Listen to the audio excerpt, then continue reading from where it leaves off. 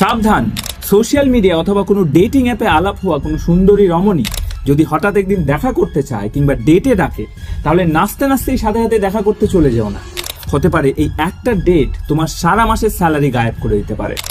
আর যে মেয়েটির জন্য তুমি এতগুলো টাকা খসালে, পরের দিন থেকে সে তোমার মেসেজেরও রিপ্লাই দেবে না। আর যদি টাকা দিতে না পারো, তাহলে বিভিন্ন সিরিয়াস কেসেও ফাঁসিয়ে দিতে পারে। আগে হ্যাঁ, জানলে অবাক হবে, খুব অদ্ভুত এবং নতুন ধরনের একটা স্ক্যাম শুরু হয়েছে কলকাতায়। নতুন বলতে মুম্বাই, দিল্লির মতো শহরগুলোতে আগেও এরকম ঘটনা শুনেছি, কিন্তু কলকাতায় প্রথমবার শুনছি।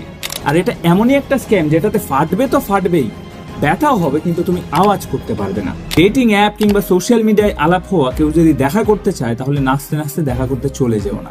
মিনিমাম একটু ব্যাকগ্রাউন্ড চেক করে নাও, মানুষটাকে একটু জেনে নাও, তারপর ঠিক করে আদৌ দেখা করতে যাওয়া উচিত হবে কিনা। কারণ আমার বন্ধুর সাথে তো শুধু টাকার উপর দিয়ে গেছে, এর থেকে অনেক ভয়ঙ্কর কিছুও হতে পারতো। এই কয়েক বছর আগের ঘটনা। প্রিয়া শেঠ নামের একটি মেয়ে এরকমই ডেটে ডেকে একটা ছেলেকে পিস পিস করে কেটে রাস্তার পাশে ফেলে দিয়ে গেছে।